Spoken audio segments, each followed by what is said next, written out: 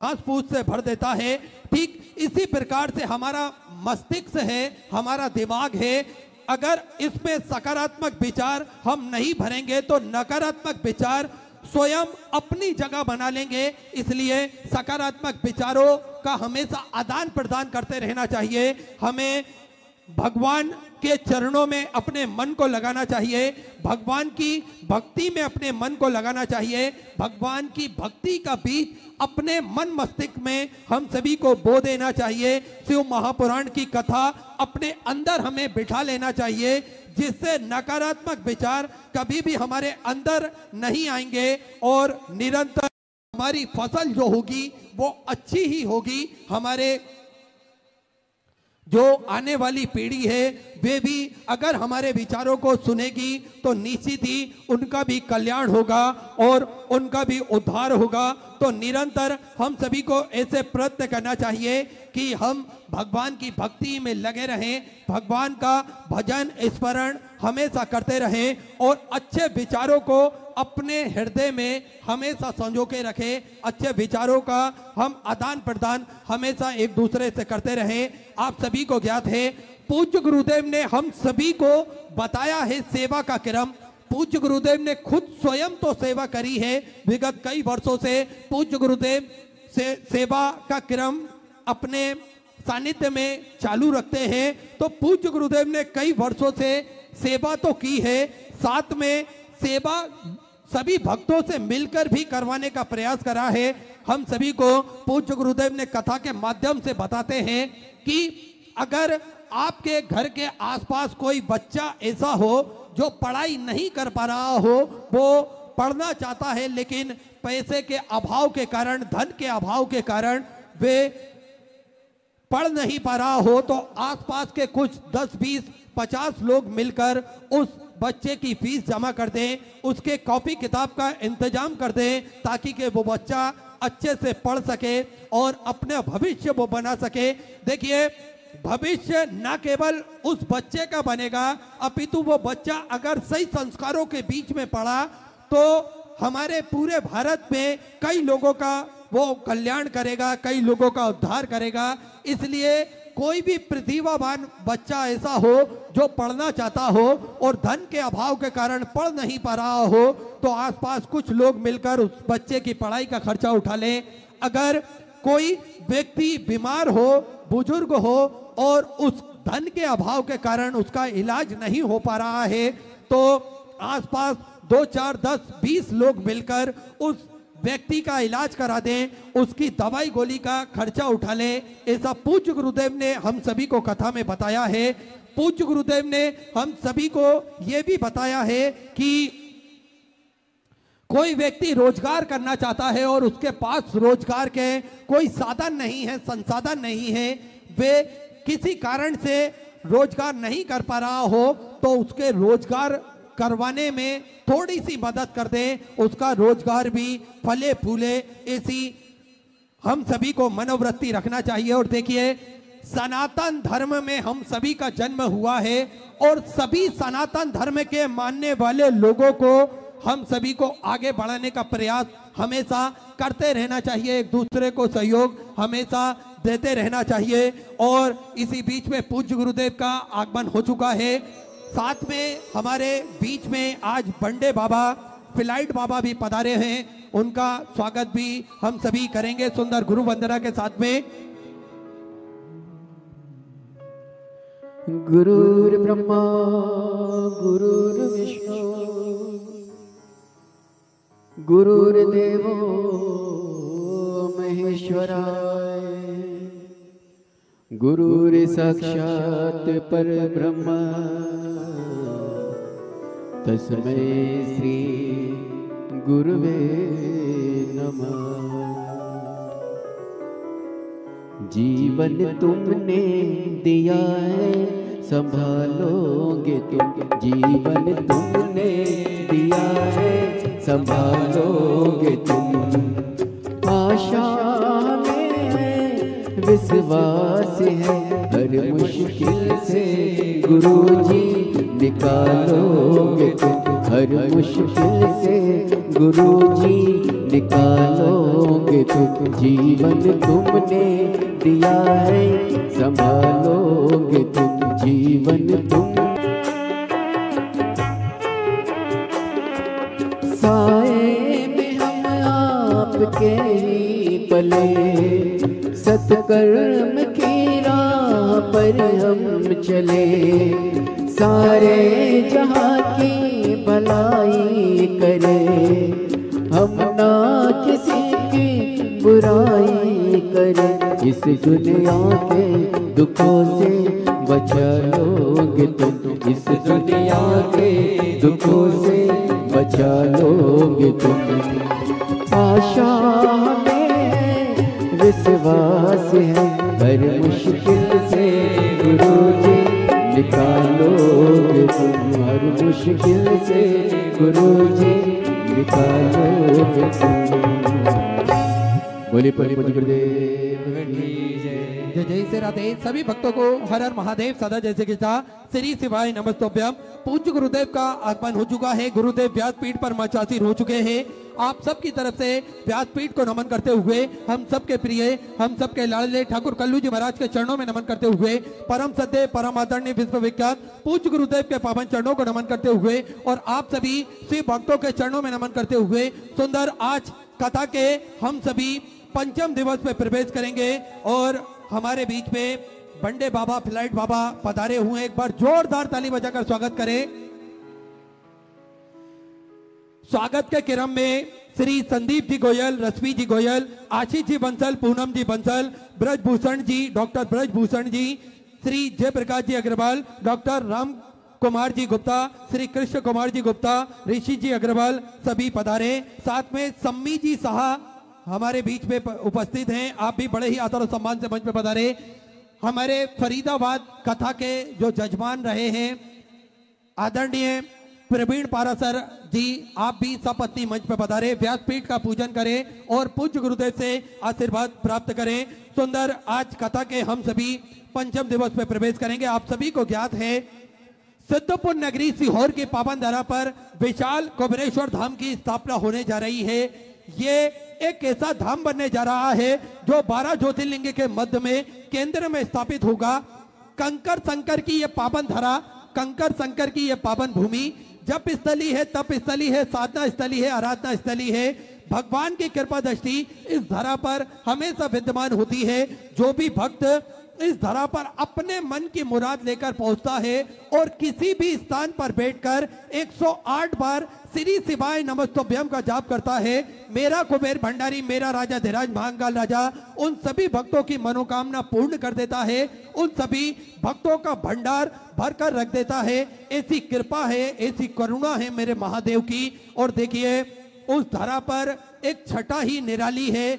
अगर हमारा मन अशांत चल रहा हो, हमें मानसिक टेंशन हो, उस धरा पर पहुंचने के बाद आप स्वयं ही महसूस करते हैं कि मन में एक अजीब सी शांति, सुकून हमें प्राप्त होता है, क्योंकि मेरे भोलेनाथ की छत्र छाया उस धरा पर हमेशा पड़ती रहती है, हमेशा विद्यमान होती है। और आप सभी ने देखा है किस प्रकार से लोगों की मनोकामना पूर्ण होती है। तो भक्त कोई नंगे पैर पैदल सैकड़ों किलोमीटर दूर से चलकर आता है, कोई कई सैकड़ों किलोमीटर दूर से घुटनों के बल चलकर आता है, कोई दंडवत प्रणाम करते हुए उस धरा पर पहुंचता है। तो उस धरा की महिमा ही निराली है, क्योंकि वहां भोलेनाथ का आशीर्वाद सदा विद्यमान होता है। और देखिए उस धरा पर सेवा का कार्य भी सुचारू रूप से पूज्य गुरुदेव के सानिध्य में होता है। आप सभी को ज्ञात है कि पूज्य गुरुदेव के सानिध्य में भोजन भंडारा निःशुल्क रूप से सतत रूप से चलाया जाता है। विश्व की सबसे बड़ी और भव्य भोजनशालाओं में से एक कुबेर भंडारी की भोजनशाला, जिसमें प्रतिदिन लाखों सैकड़ों हजारों भक्त भोजन भंडारे का आनंद लेते हैं और अपने जीवन को कृतार्थ करते हैं, आनंद में करते हैं। सुंदर आप भी इस भोजनशाला की सदस्यता ग्रहण कर सकते हैं। मात्र 21,000 रुपए की सेवा राशि देकर आजीवन भोजन भंडारे की सदस्यता ग्रहण कर सकते हैं। साल में एक दिन, 365 दिन में से एक दिन आपके नाम से भी भोजन भंडारा कराया जाएगा और यही क्रम प्रतिदिन सुचारू रूप से चलता है। जिसमें भक्त भोजन भंडारे का आनंद लेकर अपने जीवन को कृतार्थ में करते हैं, आनंद में करते हैं। श्री राजेंद्र अग्रवाल जी न्यू वर्तमान सांसद हमारे बीच में उपस्थित हैं। बड़े ही आदर और सम्मान से मंच में पधारे, व्यासपीठ का पूजन करें और पूज्य गुरुदेव से आशीर्वाद प्राप्त करें। सुंदर सेवा के क्रम में आप सभी को ज्ञात है कि प्राथमिक उपचार केंद्र जो कि पूज्य गुरुदेव के सानिध्य में निरंतर सुचारू रूप से चलता है, जिसमें दवाई गोली भी निःशुल्क रूप से वितरण की जाती है, जिसका किसी भी प्रकार का कोई शुल्क नहीं लिया जाता है और समय समय अनुसार स्वास्थ्य शिविर पूज्य गुरुदेव के सानिध्य में श्री विठलेश सेवा समिति के सानिध्य में कुबेर भंडारी की पावन धरा पर लगते हैं, ताकि के भक्त अपने स्वास्थ्य संबंधित जानकारी को प्राप्त कर सके और वो भी पूर्णतः निःशुल्क रूप से लगाए जाते हैं। साथ में आप सभी को ज्ञात है कि 2 एम्बुलेंस भक्तों की सुविधा के लिए 24 घंटे उपलब्ध रहती है और एक और सर्व सुविधा युक्त हॉस्पिटल का निर्माण कार्य और पूज्य गुरुदेव के सानिध्य में चालू हो चुका है। आप सभी को ज्ञात है कि जो 251 कमरों की भव्य विशाल धर्मशाला बनने जा रही थी, उसका निर्माण कार्य बढ़ाते हुए पूज्य गुरुदेव के आदेश अनुसार 351 कमरों की यह भव्य विशाल धर्मशाला बनेगी। हमारे बीच में सांसद महोदय श्री नरेंद्र अग्रवाल जी उपस्थित हैं। मैं चाहूंगा 2 मिनट का उद्बोधन हम सभी को प्रदान करें। आदरणीय सांसद महोदय राजेंद्र जी अग्रवाल बड़े ही आदर और सम्मान से पधारे। ओम नमः शिवाय। व्यासपीठ पर विराजमान पूज्य महाराज जी, सभी सम्माननीय पूज्य संतगण, मेरे बहुत ही आदरणीय बहनों भाइयों, और इस भव्य दिव्य विशाल कथा के आयोजक मेरे सभी सम्माननीय बंधुगण, मैं सबसे पहले तो बहुत श्रद्धा के साथ, आदर के साथ पूज्य महाराज जी के चरणों में प्रणाम समर्पित करता हूं, जिनके श्री मुख से हम शिव महापुराण की कथा का श्रवण कर रहे हैं। और वास्तव में वो एक शायर ने कहा, कुछ बात है कि हस्ती मिटती नहीं हमारी। अब हालांकि वो पाकिस्तान के निर्माण में उनकी बड़ी बड़ी भूमिका रही, पर ये बात उन्होंने कही, उनको बात समझ में नहीं आई। ये जरूर का कुछ बात है कि हस्ती मिटती नहीं हमारी। वो बात यही है कि हमारी जड़ें, हमारी सांस्कृतिक, हमारा जो वैशिष्ट्य है वह बहुत गहरा है, बहुत व्यापक है, वह अमर है, वह सनातन है, वह निरंतर है। और पूज्य महाराज श्री के श्रीमुख से पूरे देश के अंदर ये जो सांस्कृतिक वैभव का उद्घाटन होता है, उसकी व्याख्या होती है, उसकी स्थापना होती है। ये आज के इस विशाल जो समागम यहां पर हुआ है, ये उसका प्रमाण है। मैं पूज्य गुरुदेव के श्री चरणों में एक बार पुनः बहुत आदर के साथ प्रणाम समर्पित करता हूं। और ये हमारा सद्भाग्य है कि उनके श्रीमुख से इस कथा को सुनते हुए हम शिवत्व के साथ जुड़ रहे हैं, हम अपनी परंपरा के साथ जुड़ रहे हैं, हम अपने सांस्कृतिक स्वाभिमान के साथ जुड़ रहे हैं। मैं आप सबको भी जो यहाँ पर पधारे हैं बहुत बहुत बधाई, बहुत बहुत प्रणाम करता हूं। धन्यवाद। ओम नमः शिवाय।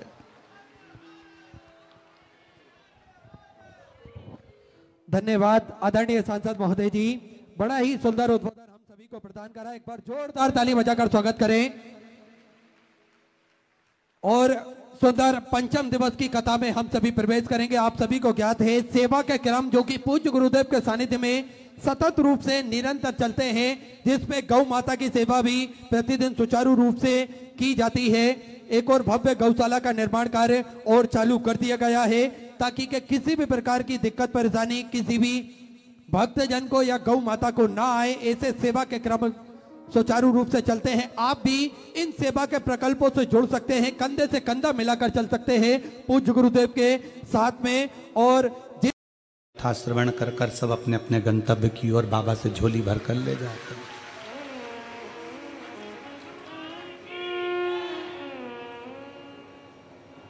जितने शुभ भक्त आपको आज लाखों की संख्या में दिख रहे हैं, इससे दुगने कल नजर आएंगे।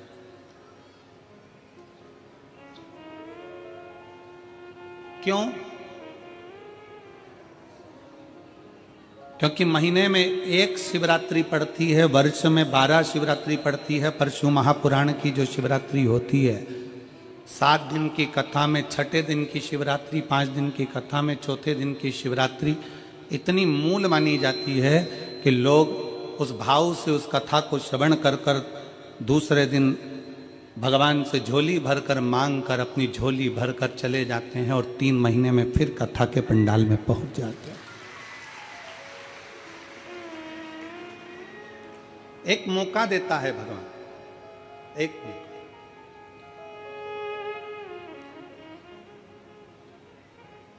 उस सबको मिला, मेरठवासियों को बाबा उगड़नाथ जी ने कुछ कृपा करी होगी, बाबा उगड़नाथ जी ने करुणा करी होगी। आप सबने उगड़नाथ बाबा को, बेलकेश्वर बाबा को 1 लोटा जल ज्यादा चढ़ाया होगा, तो उगड़नाथ जी ने आपकी सुन ली और ये शिव पुराण की कथा मेरठ में करवा दी। अब उसने मौका दिया आपको कि यह कथा का रस तत्व ग्रहण करो। और धन्यवाद देता हूं आपकी शिव भक्ति को, प्रणाम करता हूं आपके चरणों को कि इतनी तेज ठंड पड़ने पर, इतनी ठंड पड़ने पर आप लोगों को धन्यवाद देता हूं कि लाखों की संख्या में आप लोग शिव पुराण कथा सुनने के लिए पधारे।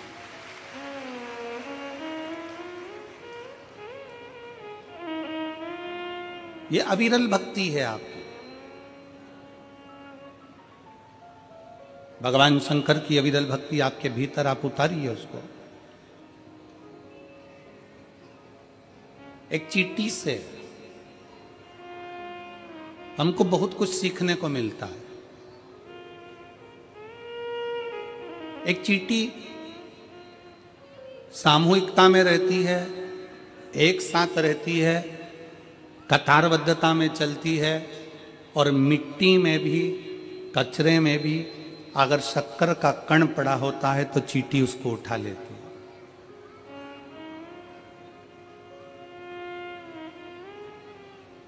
एक चींटी पृथ्वी पर रहने वाले मनुष्यों को यह ज्ञान देती है कि चींटी सामूहिकता में रहती है, तो चींटी यह ज्ञान देती है कि आप और हम सब समूहता में रहें। शायद उत्तर प्रदेश शासन के माननीय मुख्यमंत्री जी श्री योगी जी ने एक नारा दिया जनमानस को कि बटोगे तो कटोगे। माननीय मुख्यमंत्री जी ने एक नारा दिया उत्तर प्रदेश के योगी जी ने कि बटोगे तो कटोगे। ये क्यों नारा दिया? ये चींटी का वो समूह बता रहे हैं कि चींटी जब एक साथ रहती है तो बड़े से बड़े लकड़ी को, बड़े से बड़े कचरे को भी सामूहिकता में उठाकर ले जाती है। जब हम और आप समूह में रहेंगे तो किसी की सामर्थ्यता नहीं कि कोई तुम्हें काट दे। अपनी समूहता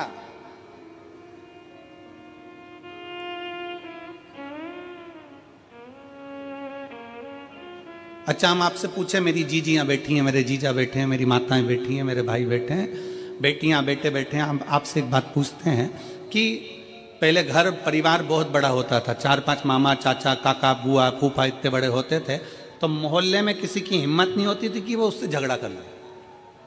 बोलो सही है कि गलत है? अरे जम के तो बोलो जरा। क्यों नहीं झगड़ा करते थे? अरे वो 6 भाई हैं और उसकी 4 बहनें, बहुत तेज, और उसकी बुआ वहां रहती है, बहुत तेज, और बुआ के बच्चे और तेज। पूरे जगह में सूचना रहती थी कि साहब इतना बड़ा परिवार, इतना बड़ा कुटुंब है, इतने सारे लोग हैं, तो इनसे कोई भिड़ता नहीं था।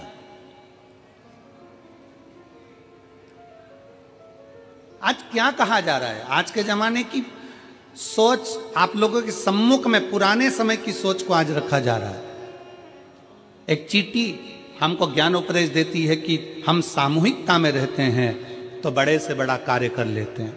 एक चींटी हमें ज्ञान देती है कि हम कतारबद्धता में चलते हैं, एक लाइन में, एक कतार में चलते हैं। एक चींटी हमको ज्ञान देती है कि कचरे के ढेर में भी शक्कर का टुकड़ा, गुड़ का टुकड़ा पड़ा है तो मैं उठा लेती हूं और लेकर चल देती हूं। ये चींटी हमको ज्ञान देती है कि सामूहिकता में रहो, अपनी कतार में चलो, अपनी कतार, अपने धर्म को छोड़कर अन्य कतार में नहीं जाना। और चींटी तीसरी प्रेरणा देती है कि कचरे के ढेर में से भी शक्कर उठा लेती है, कचरे के ढेर में से भी गुड़ उठा लेती है। चींटी ये हमको प्रेरणा देती है कि दुनिया में ढेर सारे लोग मिलेंगे, कोई किसी तरह का मिलेगा, कोई किसी तरह का मिलेगा, कोई किसी तरह का मिलेगा, कोई अपशब्द कहेगा, कोई ताने देगा, कोई गाली देगा, कोई आड़ा टेढ़ा बोलेगा, सब तरह के लोग संसार में मिलेंगे। शिव महापुराण की कथा और चींटी का चरित्र कहता है कि कचरे के ढेर में से शक्कर उठा लो, उसी तरह संसार के लोगों में से जो तुमको अच्छा लगे उसकी अच्छाई को ले लो और उसकी बुराई को वहीं छोड़ दो। आप अच्छाई ग्रहण करो ना, हम अच्छा तो ले ही नहीं पा रहे।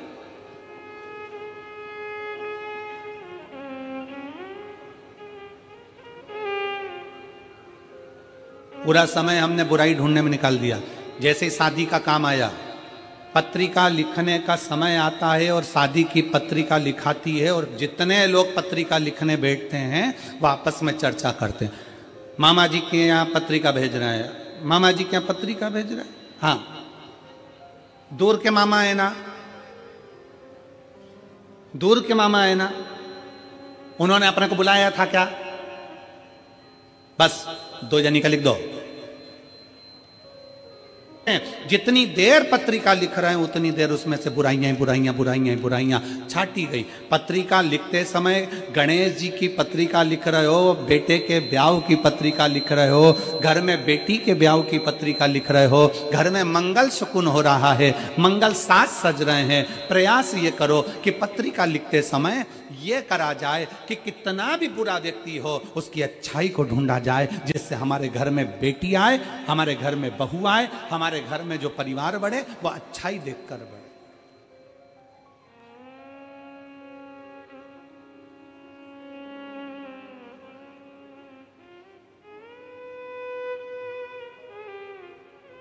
हम श्रेष्ठता देखें,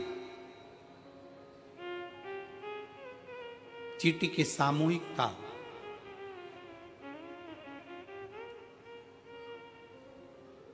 चलो और सरल भाषा में समझ लो। एक चींटी झुंड में है, बहुत सारी चींटी है, उस पे तुम लात रखोगे क्या? जम के बोलो जरा जल्दी से, नहीं। और वो झुंड की चींटी में से एक चींटी अलग निकल गई, बाहर चली गई, साइड में चली गई, और वो तुम्हारे पांव के नीचे आके मर गई। अकेली थी, बट गई, कट गई, अकेली थी। माननीय सांसद महोदय बैठे हैं और मैं साधुवाद दूंगा आपको कि आपके मेरठ क्षेत्र में ये शिव महापुराण की कथा इतने शिव भक्तों के बीच में हो रही है, आपको उसके लिए साधुता है, बहुत बहुत साधुता। माननीय सांसद महोदय अग्रवाल जी को बहुत बहुत साधुता। चींटी का झुंड है, उस पे पांव नहीं रख पाओगे क्योंकि तुम्हें लगेगा कि इतनी सारी चींटियां हैं, नहीं, काट लेगी, आ जाएगी। और अकेली है, पांव रखा गया, चलेगा। समाप्त हो।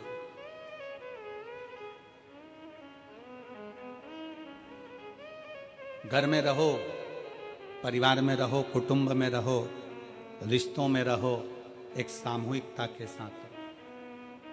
सामूहिकता। अभी महाराज जी पूरे भारत की ही नहीं, हम विदेश तक की कहेंगे, जो मेरी बहुएं, बेटियां और माताएं सीरियल देखती थी ना, जो टाइम मिल जाता था उस टाइम में, महाराज जी आज की ये स्थिति है कि किसी घर में सीरियल चले ना चले पर शिव महापुराण की कथा जरूर चले। ये शिव कथा। पहले लोगों को सीरियल का इंतजार रहता था कि सीरियल आएगा, उसमें ये बोलेगी, उसमें वो बोलेगी, इसमें ये होगा, उसमें वो होगा, पर अब लोगों को इंतजार रहता है शिव महापुराण की कथा कहाँ से आ रही है, सुनना। कितने साल से सुन रहे हैं, ये मेरी माताएं बैठी है, कोई को 5 साल, कोई 10 साल, कोई 8 साल, कोई 7 साल, कोई 6 साल, कोई 4 साल, सबको सुनते सुनते हो गए। उसके बाद भी उनके अंदर इतनी ऊर्जा, इतनी एनर्जी, उनके अंदर ऐसी ज्योति शंकर भगवान ने ऐसी भर दी है कि वो हर पंडाल में पहुंचने की कामना करती हैं कि बाबा हमको कथा के पंडाल में पहुंचा। अब जिनके पाँव में तकलीफ हो रही हो, घुटने में तकलीफ हो रही, आज हमको बहुत अच्छा लग रहा है। ईमानदारी की बात बताएं, किस चीज के लिए? ये बीच वाले जितने बैठे हैं ना, सब कुर्सी से नीचे है।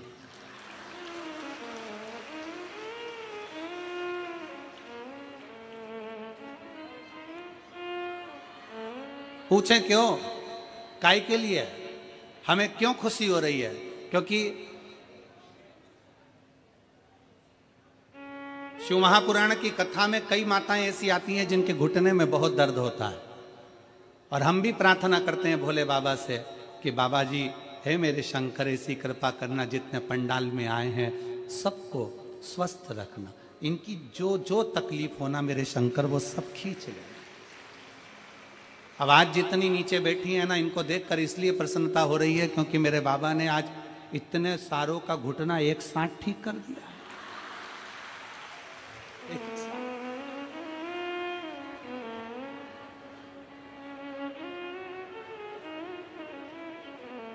और तेरी लीला का न पाया कोई पार, कि लीला तेरी तू ही जाने।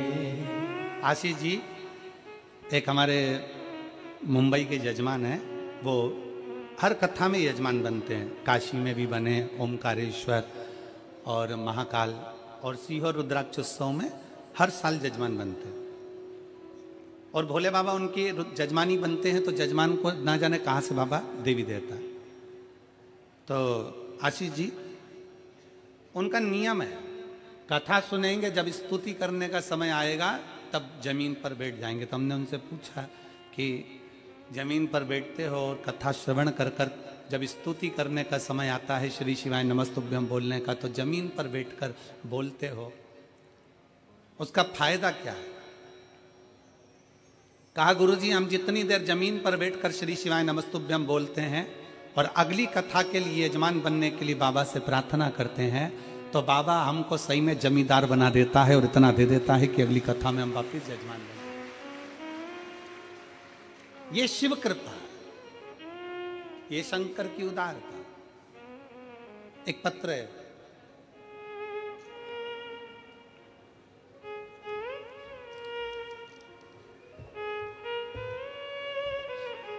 मैं दुजाना निवासी सुनीता शर्मा, गौतम बुद्ध नगर, ग्रेटर नोएडा से हूँ।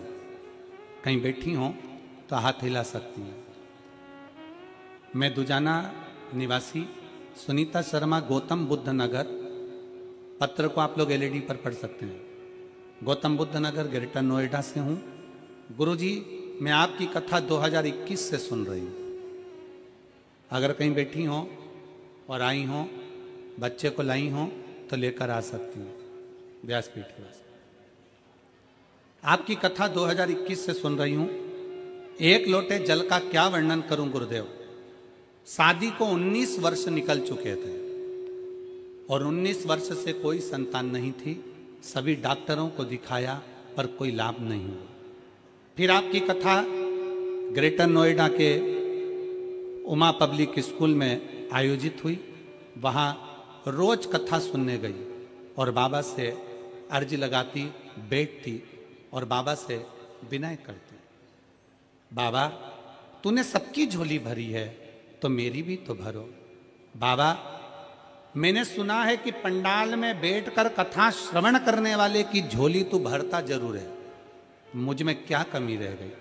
ग्रेटर नोएडा की कथा में बाबा से 5 दिन कथा के पंडाल में विनय करी और 19 वर्ष के बाद बाबा ने मेरे को संतान दी। मैं बाबा को प्रणाम करने के लिए आया। 19 वर्ष के बाद मेरे घर में संतान की प्राप्ति हुई। शादी के बाद लोग इंतजार करते हैं 1 साल, 2 साल, 3 साल, 4 साल, 5 साल, 6 साल, 7 साल की शादी के बाद संतान होगी, 8 साल, 9 साल, 10 साल, 11 साल। जिसके यहाँ पर 4 साल, 3 साल शादी के बाद संतान नहीं होती, उसको बेचैनी होने लगती है कि संतान क्यों नहीं।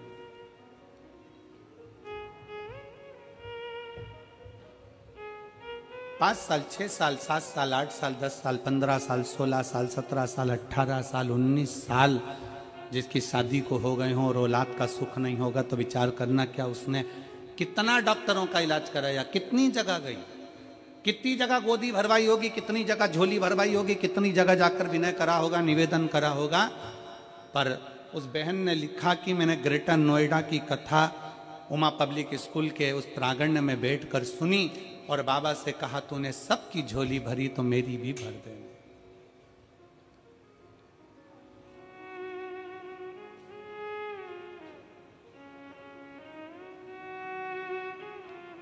फिर खाली ना जाता कोई दर से तुम्हारे, खाली ना जाता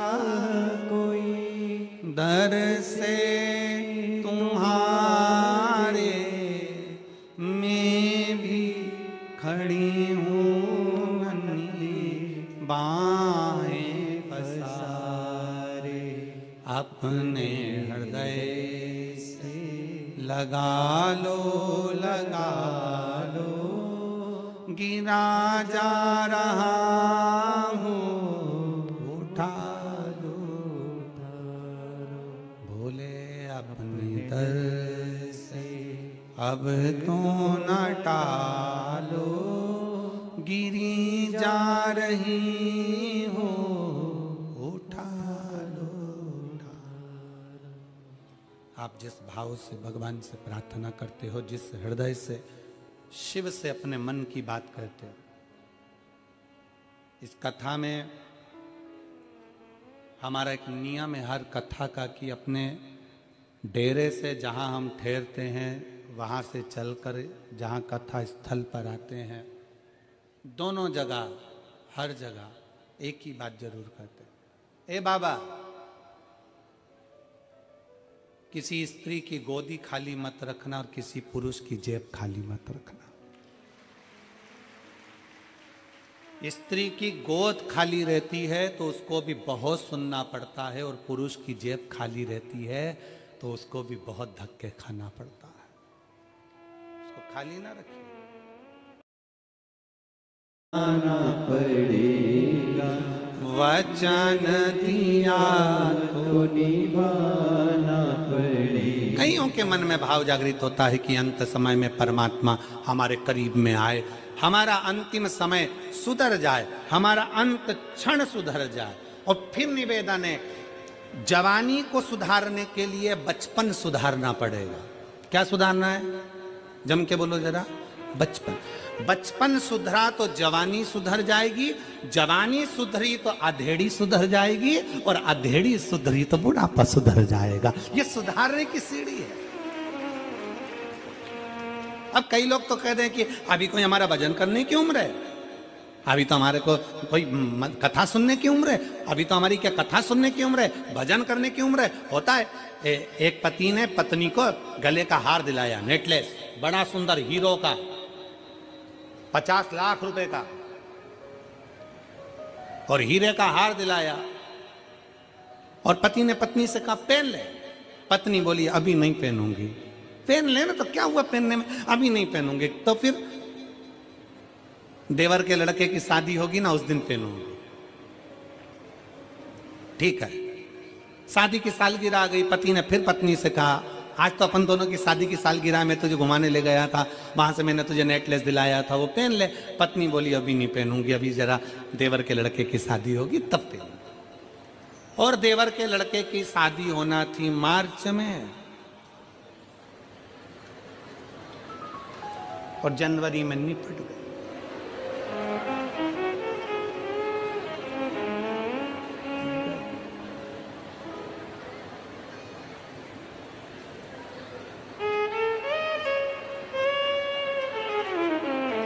नेकलेस धरा की धरा ही लग गया। चिता पर, अर्थी पर उसको लेटाया गया। सारा श्रृंगार पति कर रहा था, मांग में सिंदूर भर रहा था, हाथ में मेहंदी लगा रहा था, पाँव में महावुर लगा रहा था। बड़ा सुंदर श्रृंगार पति कर रहा था। रोते रोते पति अलमारी में खोलकर नेकलेस लेकर आया, और नेकलेस लेकर आकर पति पत्नी को पहनाने लगा। दोस्त रोते रोते बोले क्या पागलपंती कर रहा है, इतना महंगा नेकलेस। पत्नी मर गई, उसके अर्थी पर पहना रहा है। पति रोता रोता बोला इससे मैं कह रहा था पहन ले पहन ले पहन ले, और ये हमेशा कहती थी जब पहनूंगी जब पहनूंगी जब पहनूंगी। इसको क्या मालूम था कि मौत का कोई ठिकाना नहीं होता है, जो जिंदगी जियो खुश होकर जियो। कथा कह रही है मेरठ की जीजियों, जितनी साड़ी रखी है सब पहन लो।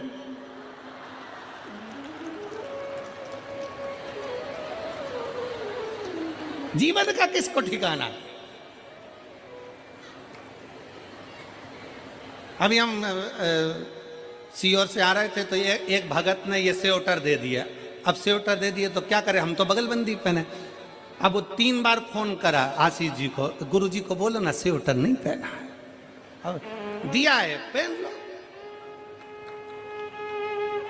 कितनी अच्छी अच्छी साड़ियां तुम्हारे पति दिलवाए, तुम्हारे पास में मायके से मिली, यहां से मिली, वहां से, और सब तैयारी में बैठी है। सारी साड़ियों में फाल लगी है, पीको लगी है, सब मैचिंग का सब रखा है, पर अलमारी में रखी है। कई बार तो अलमारी खोलती है तो साड़ी ऊपर से गिरती है, वो कहती है पहनो। साड़ी भी कहती है पहनो, मैं फ्री पड़ी हूं, कब पहनोगी, ऊपर से गिर रही है नीचे तो नहीं पहनो। और फिर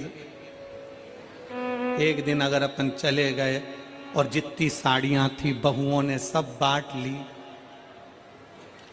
और ऊपर जाते जाते अपन यमराज से कह रहे वंस मोर, एक बार फिर छोड़, वंस एक बार फिर छोड़।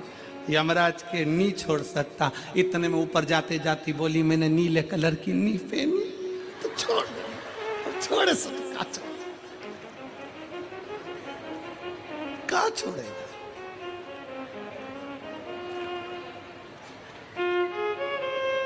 महाराज मौका मिला है इसलिए निवेदन करा,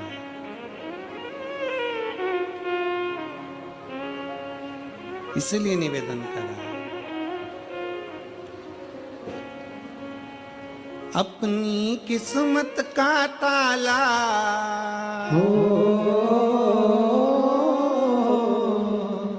अपनी किस्मत का ताला तुम खोलते चलो। श्री शिवाय नमस्तुभ्यं तुम खोलते चलो। श्री शिवाय नमस्तुभ्यं तुम बोलते चलो। ओ श्री शिवाय नमस्तुभ्यं तुम बोलते चलो। श्री शिवाय नमस्तुभ्यं तुम बोलते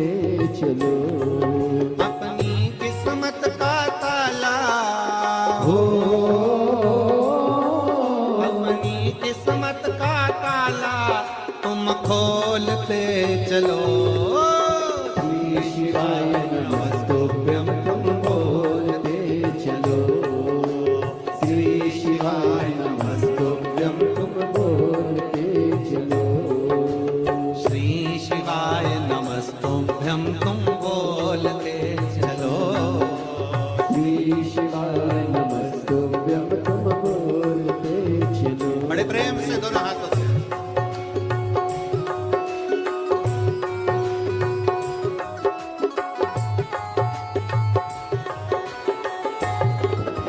शंभो।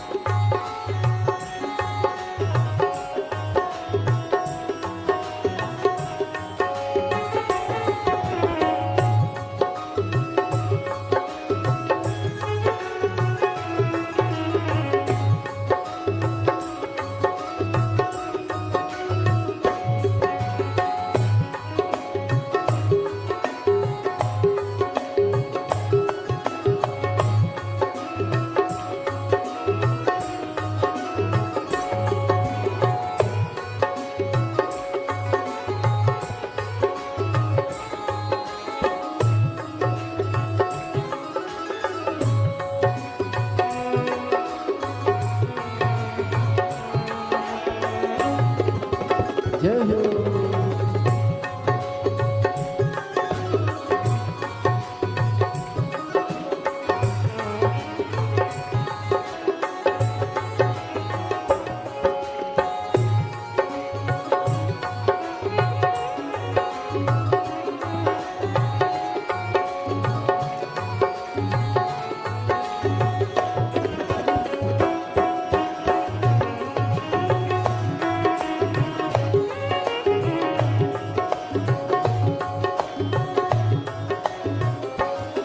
समझाना बड़ा मुश्किल है, समझाना बड़ा मुश्किल है। आखिर वो दर्द दिल है, आखिर वो दर्द दिल है। समझाना बड़ा मुश्किल है, समझाना बड़ा मुश्किल है। आखिर वो दर्द दिल है, आखिर वो दर्द दिल है। सच्चा दरबार लगा है, ये भोले की महफिल है। सच्चा दरबार लगा है, ये भोले की महफिल है। सच्चा दरबार लगा है, ये भोले की महफिल है। सच्चा दरबार लगा है, ये भोले की महफिल है। नैनों को भोले बाबा का हो, नैनों को काशी वाले का हो, भोले बाबा का दीदार चाहिए। वो काशी रहने वाला मुलाकात चाहिए। वो काशी रहने वाला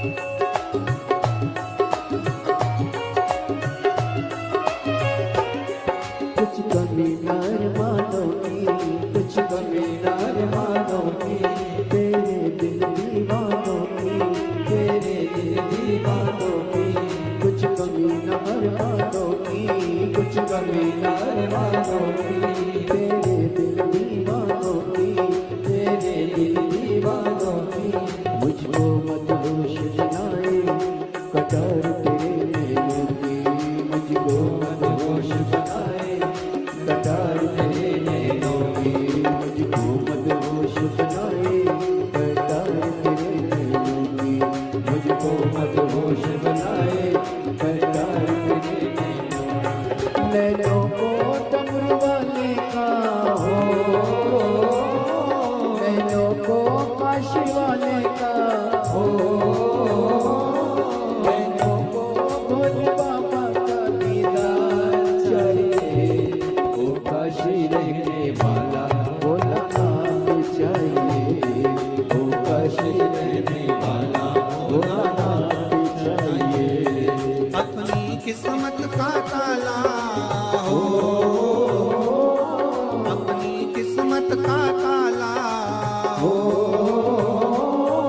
अपनी किस्मत का ताला तुम खोलते चलो, श्री शिवाय नमस्तुभ्यं तुम खोलते चलो, श्री शिवाय नमस्तुभ्यं तुम खोलते चलो, श्री शिवाय नमस्तुभ्यं तुम बोलते चलो, श्री शिवाय नमस्तुभ्यं तुम खोलते चलो, ओ श्री शिवाय नमस्तुभ्यं तुम बोलते चलो, श्री शिवाय नमस्तुभ्यं तुम खोलते चलो। समझाना बड़ा मुश्किल है, समझाना बड़ा मुश्किल है, आखिर वो दर्द दिल है, आखिर वो दर्द दिल है, सच्चा दरबार लगा है ये भोले की महफिल है, सच्चा दरबार लगा है ये भोले की महफिल है, सच्चा दरबार लगा है ये भोले की महफिल है, सच्चा दरबार लगा है ये भोले की महफिल है। नैनों को डमरू वाले का हो नैनों को काशी वाले का, नैनों को डमरू वाले का दीदार चाहिए, वो काशी रहने वाला भोला नाम चाहिए, वो काशी रहने वाला भोला नाम चाहिए। अपनी किस्मत का ताला हो अपनी किस्मत का ताला हो अपनी किस्मत का ताला तुम खोलते चलो, श्री शिवाय नमस्तुभ्यं तुम बोलते चलो, श्री शिवाय नमस्तुभ्यं तुम बोलते चलो, श्री शिवाय नमस्तुभ्यं तुम बोलते चलो, श्री शिवाय नमस्तुभ्यं तुम बोलते आरे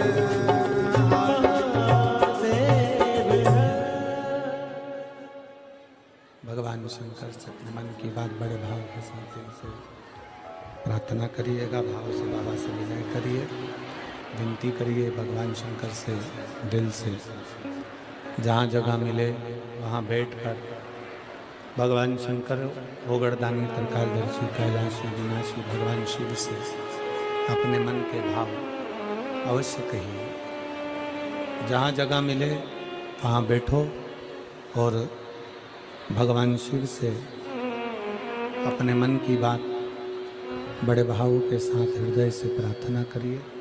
ये बक्से नहीं चल रहा है, इन बक्सों को चेक करे बा।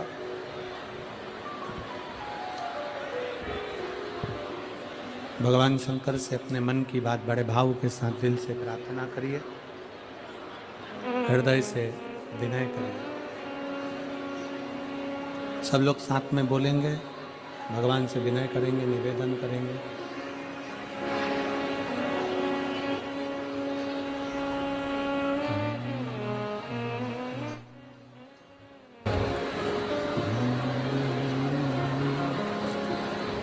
श्री शिवाय नमस्तुभ्यं श्री शिवाय नमस्तुभ्यं श्री शिवाय नमस्तुभ्यं श्री शिवाय नमस्तुभ्यं श्री शिवाय नमस्तुभ्यं भोला सब दुख काटो हमारा, ओ भोला सब दुख काटो हमारा। शिव शंकर जप तेरी माला, भोले बाबा जप तेरी माला, भोला सब दुख काटो हमारा, ओ भोला सब दुख काटो हमारा। वेश है मंगल मंगलकारी, वेश है मंगल मंगलकारी, शमशान वासी हमारा, शमशान वासी हमारा, ओ भोला सब दुख काटो हमारा, ओ भोला सब दुख काटो हमारा। भगवान देवादिदेव महादेव भगवान शिव ओगरदानी त्रिकालदर्शी कैलाशी अविनाशी भगवान शिव की कथा कह रही है, शिव तत्व कह रहा है। जो आज का जीवन है आपका और हमारा, उस जीवन को अच्छे से जियो। तारकासुर के 3 बेटे तारकाक्ष, विदुम्माली और कमलाक्ष की, इन्होंने विचार करा कि पिता तो भगवान शंकर के पुत्र का दर्शन कर कर प्राण छोड़े हैं, पर हमको शिव का दर्शन करना, हमें भगवान शंकर का दर्शन करना है, हमें शिव का स्मरण करना है। अंत समय ऐसा नहीं कि कोई अमर की बूटी खाकर आया है, जाना सबको, कोई जल्दी जाएगा, कोई देर से जाएगा, जाना सबको। बस शिव पुराण कहती है कि इस मृत्यु लोक में अगली बार जन्म मिलेगा कि नहीं मिलेगा ये पता नहीं। अभी आए हो तो अच्छा कर्म कर कर चले जाओ।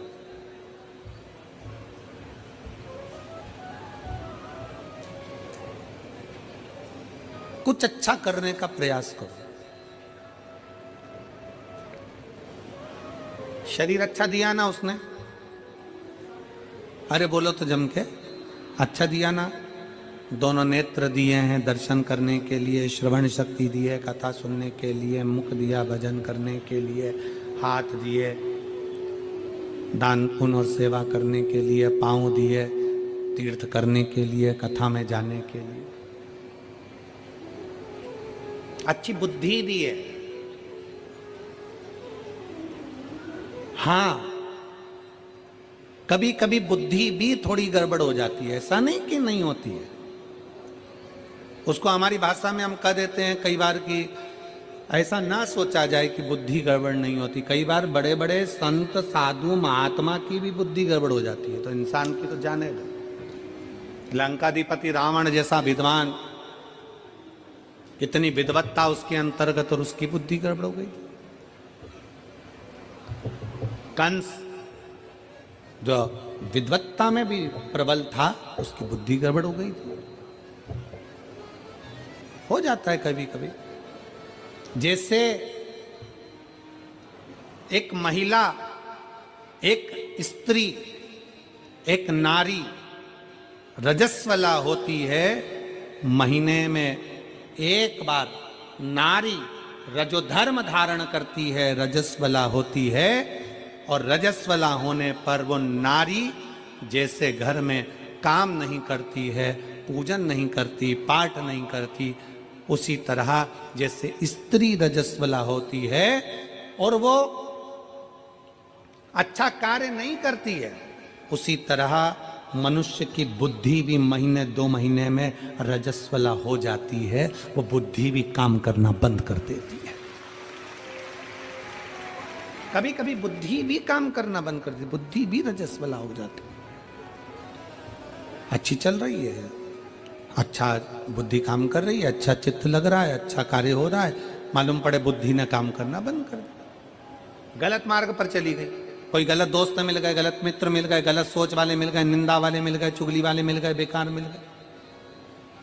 तो निवेदन है, जैसे स्त्री रजस्वला होती है, काम करना जब बंद कर देती है तो एकांत में अपना आसन लगाकर बैठ जाती है, एकांत में विश्राम कर लेती है, एकांत में रहती है। उसी तरह शिव महापुराण की कथा कहती है, भगवान शंकर का चरित्र कहता है, जब तुम्हारी बुद्धि काम करना बंद कर दे, तुम्हें लगे कि ये गलत जगह जा रही है, कहीं मदिरा पान में, कहीं वेश्यावृत्ति में, कहीं जुए में, कहीं मांसाहार में गलत जगह अगर जा रही है, और बुद्धि जब निंदा में, चुगली में ज्यादा जाने लगे, तो फिर एक काम करना, जैसे रजस्वला स्त्री एकांत में रहती है, उसी तरह जब बुद्धि सही जगह ना चले तो थोड़ा 1-2 दिन भगवान शंकर के मंदिर में रोज अपना समय लगाकर एकांत में बैठकर शिव का नाम का जाप करो। धीरे धीरे बुद्धि काम करना प्रारंभ करो, बुद्धि काम करेगी।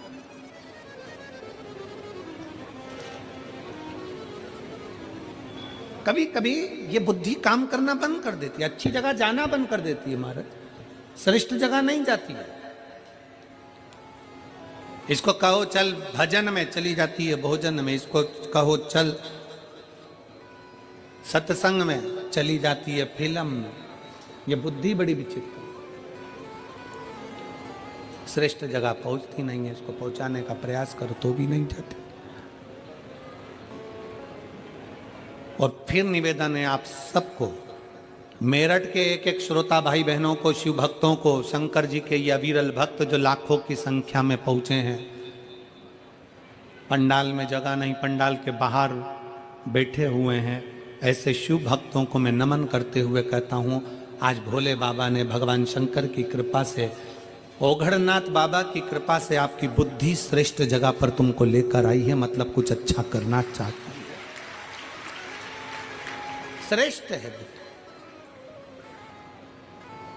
कई लोग कहते हैं गुरुजी कथा सुनने से कुछ हो सकता है क्या, कथा सुनने से कुछ मिलेगा क्या, कथा सुनने से कुछ प्राप्त होगा। हम उनसे कहते हैं कुछ नहीं मिलेगा, कम से कम 3 घंटे कथा में बैठोगे तो लोगों की बुराई तो नहीं करोगे, उतना ही बहुत है। 3 घंटा कथा में बैठोगे तो कम से कम गलत बात तो नहीं सुनोगे, किसी की निंदा तो नहीं सुनोगे, किसी शब्द तो नहीं सुनोगे। 3 घंटा कथा में बैठोगे तो आड़े तेड़े काम तो नहीं करोगे। 3 घंटा कथा में बैठोगे, अपनी इंद्रियों को संयमित करोगे, इंद्रियों को संयम। कितना संयम है। लोग कहते हैं संत बड़े, लोग कहते हैं साधु बड़े, लोग कहते तपस्वी बड़े, लोग कहते साधक बड़े, लोग कहते उपासक बड़े। और कुंभज बाबा, अगस्त ऋषि भगवान शंकर के सामने कहते हैं कि सबसे बड़ा होता है कथा को सुनने वाला श्रोता, सबसे बड़ा होता है कथा को श्रवण करने वाला श्रोता, कथा सुनने वाला श्रोता सबसे बड़ा होता है, कथा श्रवण करने वाला श्रोता बड़ा होता है। और कितनी संख्या में, कितना, जरा विचार करिए मेरी जीजियों, आप लोग तो ये हो सकता है कि यहाँ जो कथा में आगे बैठे हैं, हो सकता है कि 1 बजे कथा चालू हुई होगी तो 1:30 बजे आए होंगे, 2 बजे आए होंगे, 2:30 बजे आए होंगे, हो सकता है कि 12 बजे आए होंगे, 1 बजे आए होंगे। पर ये पंडाल में बैठी हुई मेरी जीजियाँ, मेरे जीजा, मेरी माताएं, मेरी बेटियाँ, बेटा सवेरे 7 बजे से एक जैसा नहा धो के थोड़ा सा नाश्ता पानी कर कर अपना आसन लगा कर बैठते हैं। शाम के 5 बजे तक इंतजार करते रहते हैं, अपनी इंद्रियों को संयमित रखते हैं, ना वॉशरूम जाना, न पानी भी उतना पिएंगे जितना लगे शरीर को, ज़्यादा पी लेंगे तो वॉशरूम जाना पड़ेगा, कहीं बाहर ना जाना पड़ जाए। इंद्रियों को संयमित करा है, साधा है।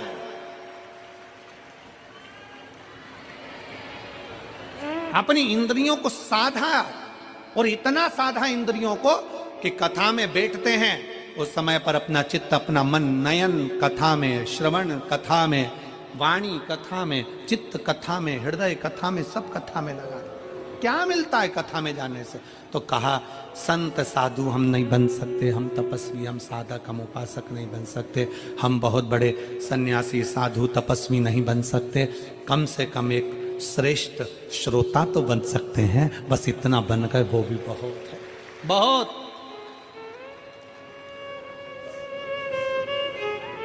उसके आश्रित तो हो गए। तारकासुर के तीनों बेटे तारकाक्ष, विदुमाली, कमलाक्षकी ने विचार कर लिया, तीनों ने मन बना लिया और तीनों विचार में लग गए कि अपने को भगवान शंकर का दर्शन करना है। वर किससे मांगना है? ब्रह्मा जी से। वर मांगा ब्रह्मा जी से, ब्रह्मा जी का तप करा, साधना करी और वर मांगा। ब्रह्मा जी ने पूछा क्या चाहिए? कह दिया हम तीनों कभी मरे ना। भगवान ने कह दिया, ब्रह्मा जी ने, ये तो हो नहीं सकता कि तुम मरोगे नहीं, मरना तो पड़ेगा और मृत्यु निश्चित है, आएगी जरूर, एक ना एक दिन तुम्हारे प्राण जाएंगे जरूर। कोई तुमसे कह देना कि मेरे पास आकर बैठ जाओ, मैं तुम्हारे को दुख नहीं आने दूंगा, समझ लेना पक्का बेवकूफ बना रिया है, पक्का बेवकूफ बना। ऐसा हो ही नहीं सकता। संसार में जन्म लिया है तो दुख तो साथ में लिखा कर लाए हो।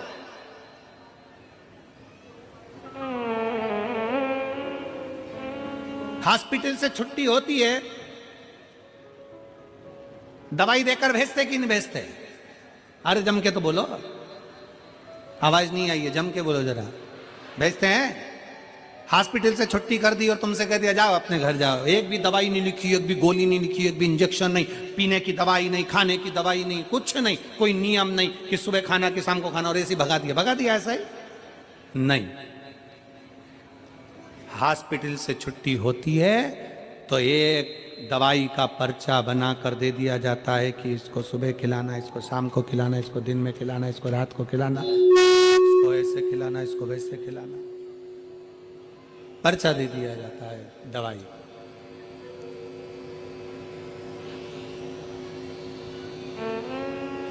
हॉस्पिटल से छुट्टी हुई और तुम्हारे हाथ में एक पर्चा थमा कर भेज दिया गया। एक पर्चा दे दिया हॉस्पिटल से कि इस दवाई को सुबह दोपहर शाम में तुम्हें लेना है, इस दवाई को तुम्हें लेना है। उसी तरह हम जब प्राण त्याग कर 83,99,999 योनियां काट कर जब हम ऊपर जाते हैं और हमने 83,99,999 योनियां काटने के बाद जो कर्म करा होता है, उस कर्म का भोग जब हम ऊपर भोगते हैं, कर्म का भोग भोगने के बाद हमारी ऊपर से छुट्टी हो जाती है, हम पृथ्वी पर 84,00,000वें नंबर की योनि, मनुष्य की योनि पाते हैं। तो ऊपर से अपने मस्तक की रेखा पर एक दवाई का पर्चा लिखकर भेज दिया जाता है कि इतने साल के होगे तब तुम्हें ये दुख आएगा, इस समय पर ये तकलीफ आएगी, ऐसा कष्ट आएगा, फिर तुम्हें अच्छा परिवार, अच्छा पत्नी, अच्छा घर सब मिल जाएगा, भोजन भी मिलेगा, घर भी मिलेगा, सब कुछ मिलेगा, पर तकलीफें ये दवाई की तरह है जो भाग्य में लिखा कर लेकर आए हैं। तो जैसे हॉस्पिटल से आने के बाद भी दवाई खाना पड़ती है, ऊपर से आने के बाद भी कर्म का दंड या भोगना पड़ता है, या भोगना।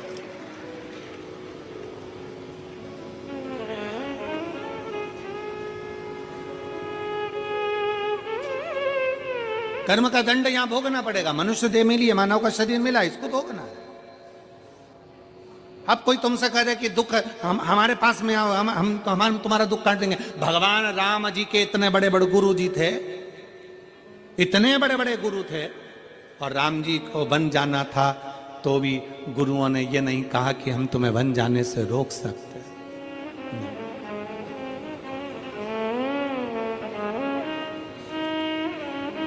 कर्म गति को तो भोगना। भगवान कृष्ण के इतने बड़े बड़े गुरु थे, कितने, और जरा विचार करो, भगवान कृष्ण की 16,108 रानियां, और 16,108 रानियां होने के बाद भी जब संतान का सुख नहीं हुआ तो गर्गाचार्य बाबा से पूछा द्वारका जी में, आप बताइए गुरुदेव मेरे घर में औलाद नहीं, 16,108 रानियां। गर्गाचार्य बाबा ने भगवान शंकर की आराधना करवाई, एक एक रानी के साथ में 11-11 दिन तक, एक एक रानी के साथ में 11-11 दिन तक भगवान शंकर की शिवलिंग की आराधना करी गई, एक एक रानी के साथ। भगवान शंकर प्रसन्न हो गए, शिव जी प्रसन्न होकर वर दे दिए। भगवान शंकर ने कृपा कर, ये शिव की कृपा से हुआ है, शंकर की उदारता से, शिव की करुणा से, उनकी उदारता से, उनकी दया से ये बच्चे। थोड़ा सेट कर लीजिए आप।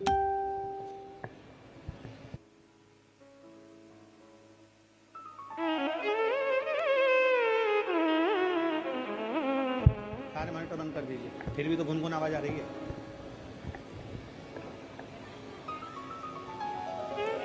स्पार्किंग आवाज आ रही है।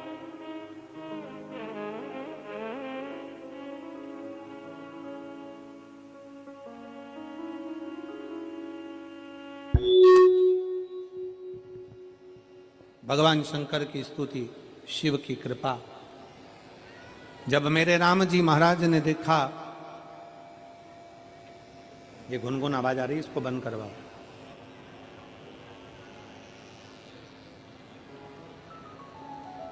भगवान कृष्ण स्वयं शंकर की आराधना में लगे।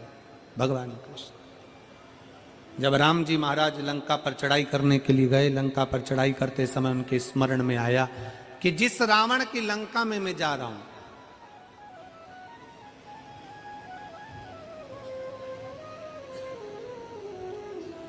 जिस रावण की लंका में मैं पहुंच रहा हूं, वो रावण भी शंकर का भक्त है, शिव का उपासक।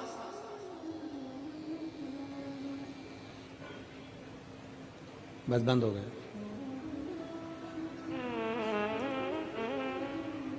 वो रावण भी भगवान शंकर का उपासक है। क्यों ना शिव की आज्ञा ली जाए, शंकर जी की आज्ञा लेकर, शिव जी की आज्ञा लेकर फिर लंका पर चढ़ाई करी जाए, फिर लंका पर पहुंचा जाए। और शिव जी की आज्ञा, भगवान राम बालू रेत का शिवलिंग बनाकर, भगवान राम बालू रेत का शिवलिंग का निर्माण कर कर शंकर जी की आज्ञा लेकर फिर लंका पर चढ़ाई करने जाते हैं। कितना सुंदर प्रसंग शिव महापुराण में वेद व्यास जी लिखते हैं। 12 ज्योतिर्लिंग में से एक ज्योतिर्लिंग रामेश्वर ज्योतिर्लिंग हमें ज्ञान देता है कि शंकर के भक्त के घर में जाने से पहले भगवान को भी शंकर की आज्ञा लेना पड़ती है कि मैं इसको लेने के लिए जा रहा हूं।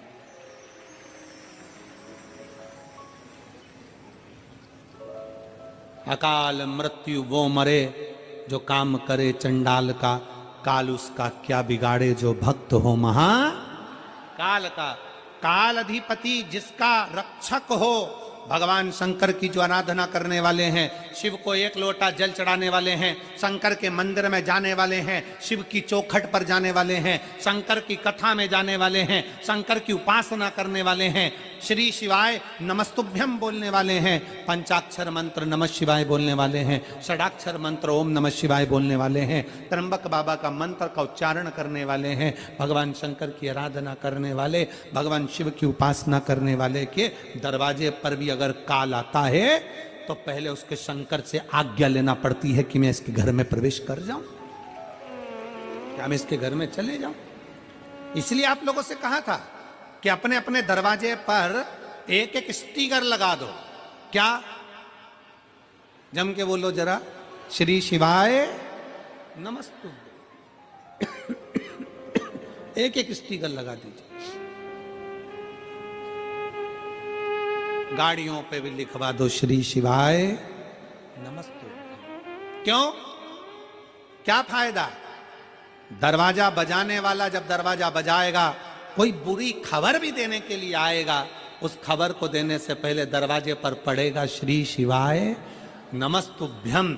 शिव महापुराण की विद्येश्वर संहिता कहती है कि श्री शिवाय नमस्तुभ्यम बोलने वाले का मात्र मुख का दर्शन कर लो तो हजारों अश्वमेध यज्ञ का फल प्राप्त हो जाता है और हमारे पाप छिन्न हो जाते हैं। जब हम दरवाजे पर श्री शिवाय नमस्तुभ्यम लिखेंगे, कोई आके दरवाजा बजाएगा, दरवाजा जब हम खोलेंगे उसके मुख का भी दर्शन करेंगे तो हमारे को कोई गलत सूचना नहीं मिलेगी, सूचना भी अच्छी ही प्राप्त हो, गलत नहीं मिल सकती, कुछ अच्छा ही मिले। एक पत्र है,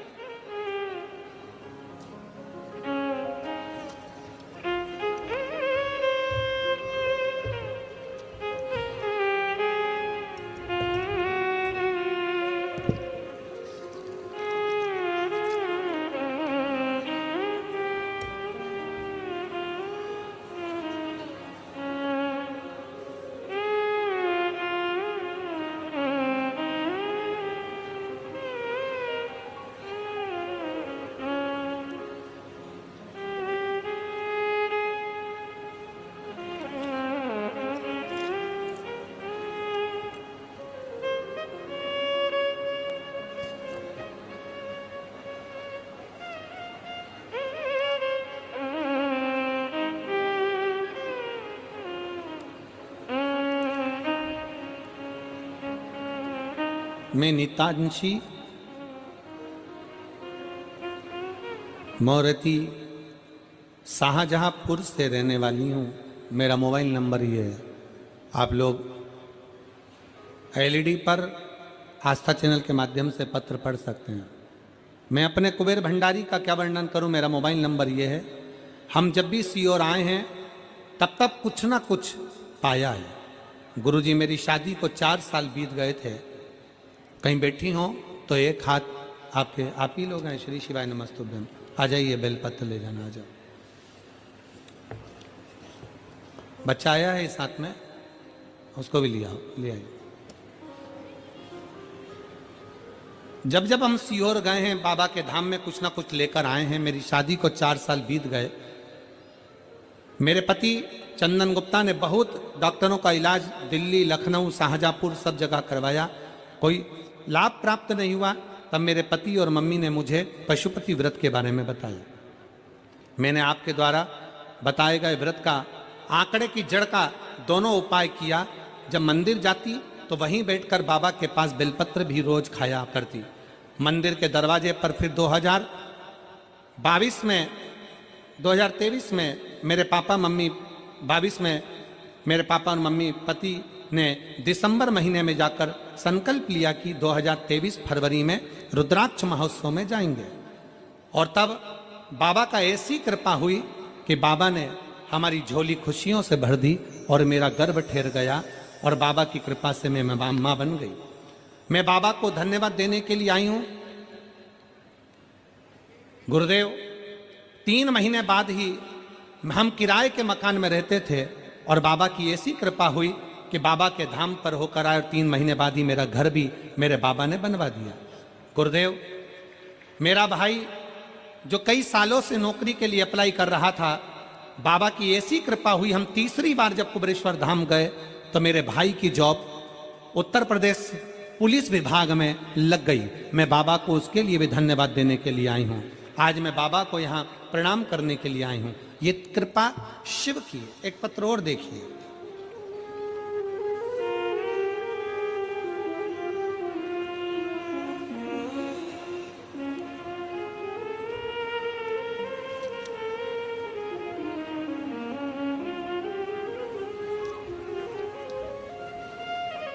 मेरा नाम मीनाक्षी है, पति का नाम चंद्र प्रकाश है। मैं शिवपुरम मेरठ की रहने वाली हूँ। कहीं बैठी हों तो हाथ हिला सकती हैं। शिवपुरम मेरठ की। गुरुजी, मैं 2 साल से कथा श्रवण कर रही हूँ, लेकिन पंडाल में बैठकर कथा नहीं सुन सकी थी। नवंबर 2023 में जो कथा आपकी भिंड ददरुआ धाम में हुई थी, वो कथा मैंने पंडाल में बैठकर सुनी थी और बाबा से विनती करी, बाबा मेरा भी घर बन जाए, क्योंकि मेरा घर किराए का था। फरवरी 2024 में बाबा ने मेरा खुद का घर बनवा दिया। मैं बाबा को यहाँ प्रणाम करने के लिए आई हूँ। गुरुदेव, 2024 में घर बन गया। अक्टूबर 2024 में हापुड़ में कथा हुई। गुरुदेव, जाने की तैयारी थी,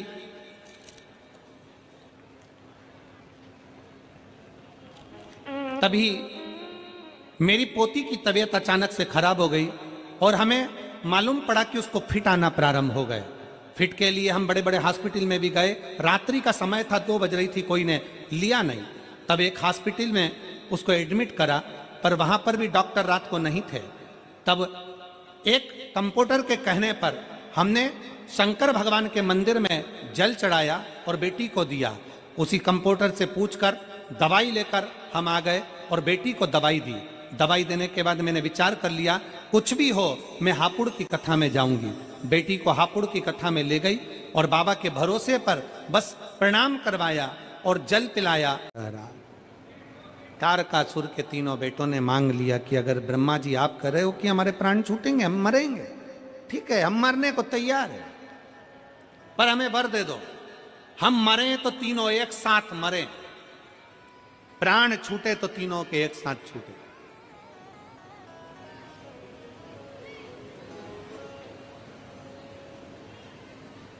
ब्रह्मा जी ने कह दिया तथास्तु, तुम तीनों मरोगे तो एक साथ मरोगे, तीनों के प्राण जाएंगे तो एक साथ जाएंगे, तथास्तु। अब तीनों इतने चतुर थे, उन्होंने तीनों ने अपनी अपनी नगरी जो बसाई ना, बहुत दूर दूर बसाई, और तीनों ने बात कर ली कि अपन तीनों कभी एक जगह मिलेंगे ही नहीं, जब मिलेंगे ही नहीं तो मरेंगे ही नहीं। चतुरता है।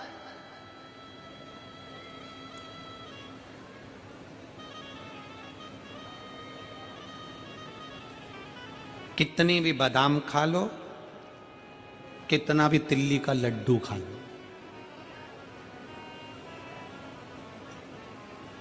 चाहे कितने भी अच्छे ब्यूटी पार्लर में सज लो, कितने, चाहे 2 घंटे तक पेंसिल से लाइन खींचो और फिर डब्बा भर लो, तुम जो करना है सब कर लो, सब।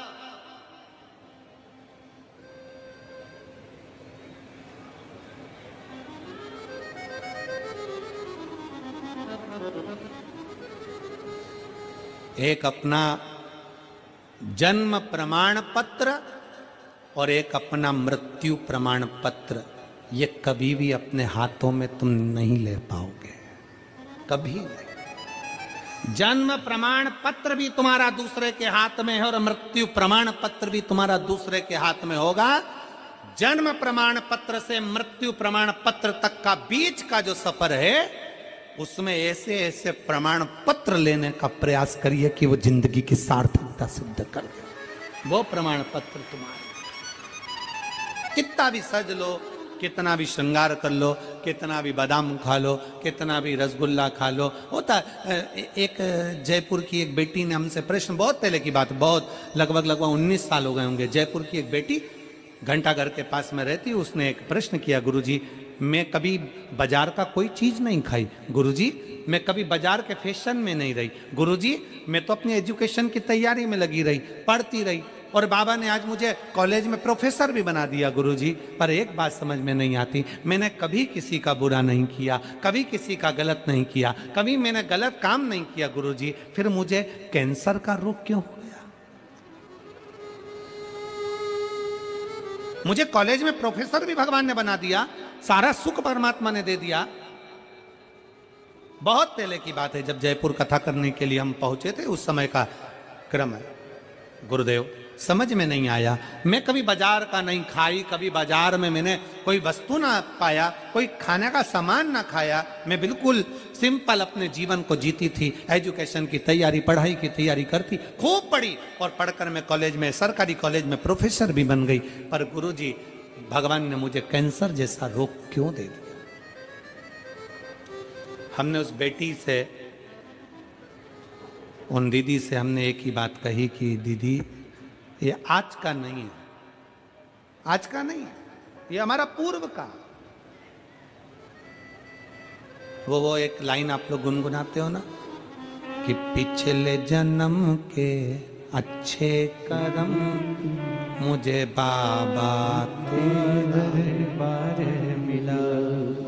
कोई पिछले जन्म के अच्छे कर्म मुझे बाबा तेरा प्यार मिला। जहाँ सारी दुनिया झुकती है, जहाँ सारी दुनिया झुकती है, मुझे वो आली दरबार मिला, दरबार मिला। कोई पूर्व का कर्म, हमारे पूर्व के कर्म का भोग हमको भोगना ही पड़ता है। होता है, एक प्रसंग शिव महापुराण में आता है। एक राजा ने एक सुंदर मंदिर बनवाया भगवान शंकर का, भगवान का मंदिर, राम जी का मंदिर, ठाकुर जी का मंदिर। राजा ने बड़ा सुंदर मंदिर बनवाया। भगवान का मंदिर बनवाकर राजा ने उस मंदिर में एक पुजारी जी को सेवा में लगा दिया। पंडित जी, तुम्हें मंदिर की सेवा करनी। पंडित जी सेवा में लगे, महीने की तनख्वाह मिलने लगी। समय आ गया, राजा का लड़का बड़ा हो गया, उसकी शादी हो गई, घर में बहू आ गई। शादी का एक रात्रि हुई, सुबेरे सुबेरे का समय था, बहू की आंख खुली और बहू तैयार होकर बस जाने के लिए बाहर निकल रही थी। उसने राजा के लड़के के पास में पलंग के नजदीक में तलवार रखी हुई देखी तो लड़की ने, उस बहू ने विचार करा, म्यान तलवार की कितनी सुंदर लग रही है, उठाकर देखती हूं। उसने तलवार की म्यान को उठाया, वो तलवार अंदर रखी हुई थी। म्यान देखते देखते उसने सोचा, म्यान इतनी सुंदर है तो तलवार कितनी सुंदर होगी। उसने जो तलवार निकाली, तलवार की चमक के कारण उसकी आंखें बंद हो गई, बंद हुई, तलवार छूट गई। छूटी तो जो पति सो रहा था उसके गले पर पड़ गई और पति मर गया। राजा का बेटा, इकलौता लड़का राजा का, वो युवराज, राजा का लड़का मर गया। पत्नी ने सोचा कि कल शादी हुई, आज राजा का लड़का मर गया, मेरे ऊपर इल्जाम लगेगा, मुझे फांसी की सजा मिलेगी, मृत्यु दंड मिलेगा, करूं क्या? उस रानी ने तुरंत, उस युवराज की पत्नी ने तुरंत उसके शव को खींच कर ले गई और मंदिर के साइड में एक पौधे के पास में उसको पटक दिया। मंदिर के साइड में पौधे के पास में पटका।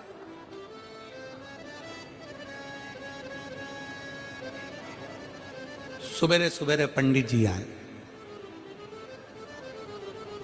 फूल तोड़ रहे थे। उन्होंने उस बॉडी को नहीं देखा, उन्होंने उस शरीर को नहीं देखा और पत्नी वहीं बैठकर चिल्लाना चालू कर दिया, हाय मेरे पति को मार डाला, हाय रे मेरे पति को मार डाला, इस पंडित ने मेरे पति को मार डाला। अरे दूत आए भागकर, पंडित जी को पकड़ा, ले जाकर राजा के सामने खड़ा कर दिया। तुम्हारे लड़के का वध कर दिया इसने, पंडित ने मार डाला तुम्हारे लड़के को। राजा रोने लगा, सिर पीटने लगा, मेरा इकलौता लड़का मर गया, इसको ले जाकर जेल में बंद कर दो। उसको बंद करा। राजा ने अपने लड़के का अंतिम संस्कार करा। दूसरे दिन सभा में बुलाया कि इस पंडित को क्या सजा दी जाए, बताओ, इसने मेरे बेटे को मार डाला, क्या सजा दी जाए?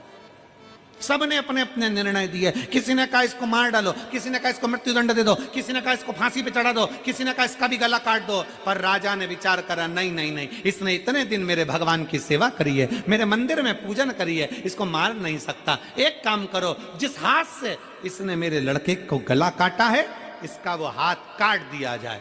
पंडित का एक हाथ काट दिया गया। पंडित रोता रोता नगर से बाहर दूसरे नगर में चले गया। अब मैं इस नगर में नहीं रहूंगा क्योंकि मेरा हाथ कट गया।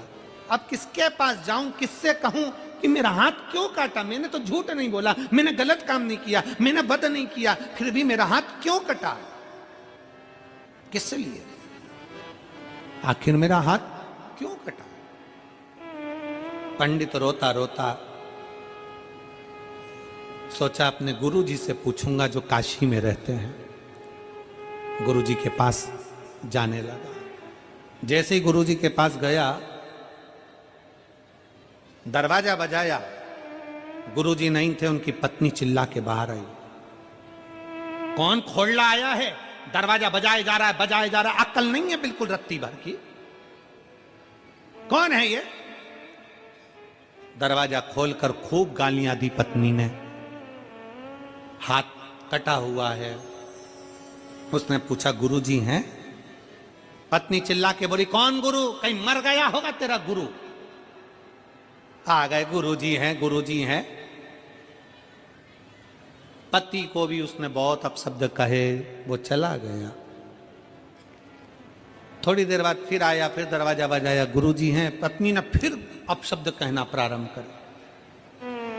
अब तीसरी बार आया तो पत्नी नहीं थी। गुरुजी ने दरवाजा खोला। पंडित जी एक हाथ के प्रणाम किया। प्रणाम कर कर गुरुजी ने उसको अंदर बुलाया। क्या बात है बेटा, आप मुझे जानते हो गुरुजी? मैंने आपके पास में विद्या अध्ययन करा है, आपके पास में रहा हूं, मैंने आपसे गुरु दीक्षा ली है। गुरुजी बोले हाँ मैं जानता हूं, तू मेरा शिष्य है। क्या पूछना चाहता है? गुरुजी मैं अपने बारे में पूछने के लिए आया था, पर आप तो त्रिकालदर्शी हो गुरुजी, आप पूर्व का ज्ञान रखते हो, मैं जानता हूं आपको। मैं अपने बारे में तो बाद में पूछूंगा, पहले आपके बारे में पूछता हूं। गुरुजी आप इतने अच्छे हो और आपकी वो धर्म पत्नी ऐसी है जगदम्बा, इतनी भयंकर है गुरुजी। 2 बार आया, 2 बार आपको गालियां दी, अपशब्द कहा, ताने दिए, आपको अपशब्द कहे। गुरुजी ऐसा क्यों? गुरुजी ने कहा बेटा देख, पूर्व जन्म में जो मेरी पत्नी है ना, ये गधी थी, और पूर्व जन्म में मैं कौवा था। ये गधी थी, मैं कौवा था। इस गधी के पीठ पर एक घाव हो गया था। वजन ढोते ढोते मैं कौवा इसकी पीठ पर बैठता और उसके घाव को चोंच से खरोदता। ये गधी कष्ट के कारण भागती, मुझे अच्छा लगता। भागते भागते एक दिन ये हरिद्वार चली गई। मैं इसको ढूंढते ढूंढते हरिद्वार पहुंच गया। हरिद्वार में मुझे मिली, फिर मैंने इसके घाव को खरोदा तो ये गंगा में कूद गई। इसकी पीठ पर मैं बैठा था तो मैं भी मर गया और ये भी मर गई। दोनों मरे, मैं इसका पति बना, ये मेरी पत्नी बनी। जब मैं कौवा बना था तो मैंने अपनी चोंच से इसको खूब खरोदा था। अब ये मेरी पत्नी बनकर अपनी चोंच से मुझे खरोद रही है। अपनी चोंच से मुझे खरोद रही है।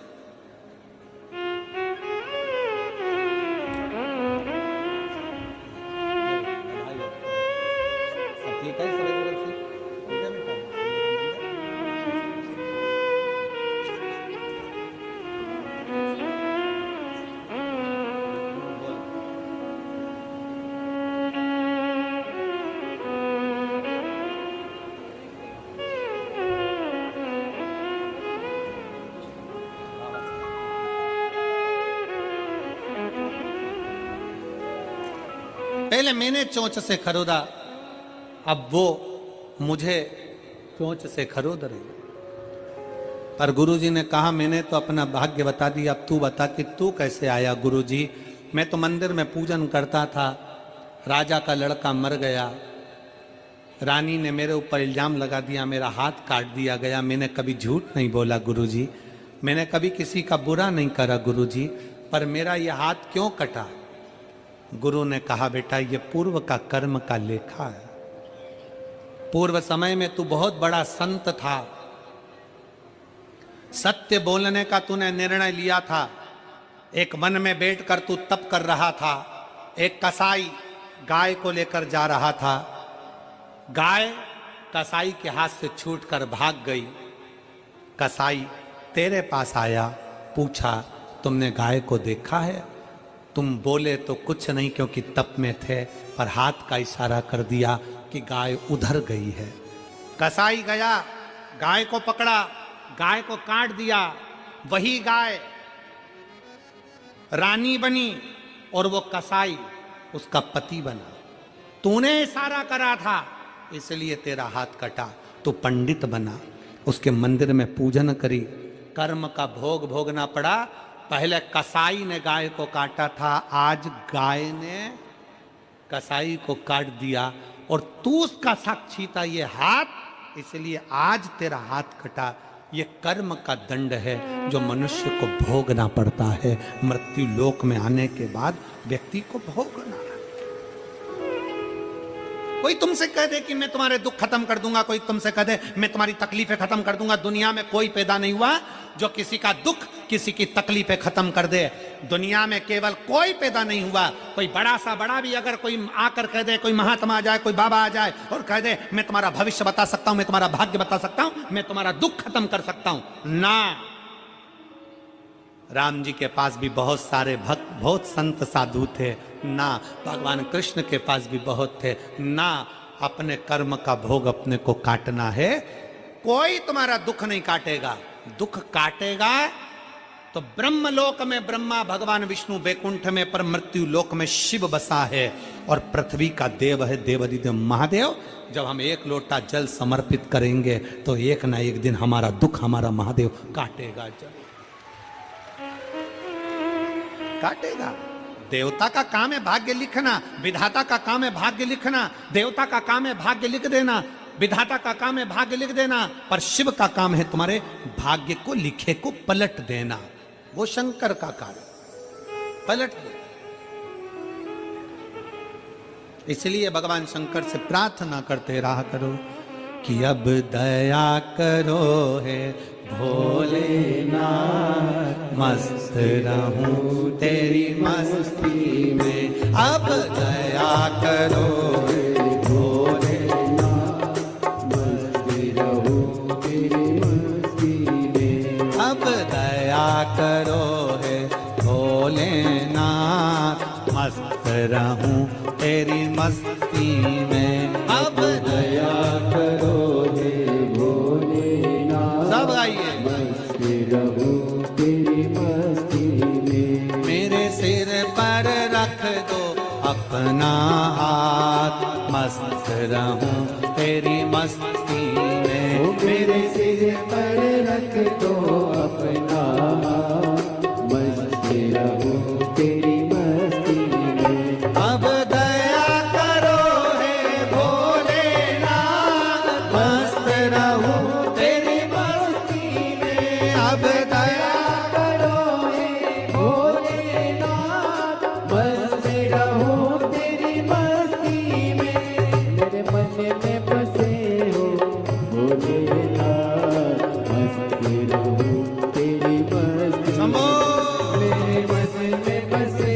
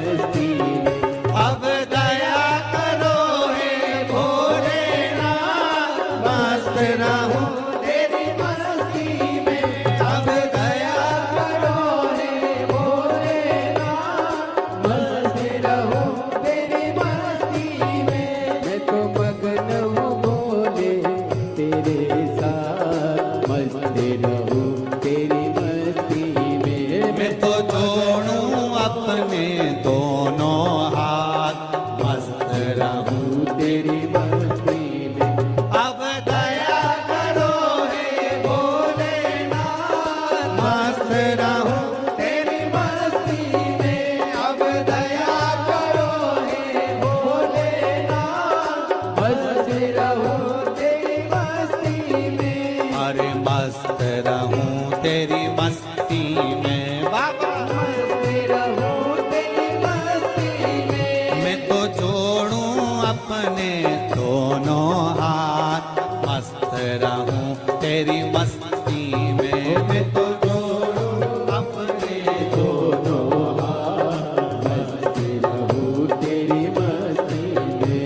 अब दया करो रे भोलेनाथ, मस्त रहूं तेरी मस्ती में। अब दया करो हे भोलेनाथ, मस्त रहूं तेरी मस्ती में। अरे मस्त रहूं तेरी मस्ती में बाबा, मस्त रहूं तेरी मस्ती में। ओ शंभू मस्त रहूं तेरी मस्ती में। ओ मस्त रहूं तेरी मस्ती में। हार हार देव अपने स्थान पर बैठ जाओ। आज तो भजन में आशीष जी की धर्म पत्नी जी भाभी जी का कहने पर आज 2 भजन हुए हैं, क्योंकि कल उन्होंने कहा था गुरुजी हमको स्तुति करने का समय नहीं मिल रहा है, 2 बार तो स्तुति करवाओ, इसलिए आज सबको 2 बार मौका मिला है बाबा से अपने दिल की बात कहने का। बैठ जाओ जल्दी से और बैठ के बाबा से अपने मन की बात बड़े भाव के साथ। आज कथा का 5वां दिवस है, कल 6ठा दिन और परसों कथा का 7वां दिन रहेगा।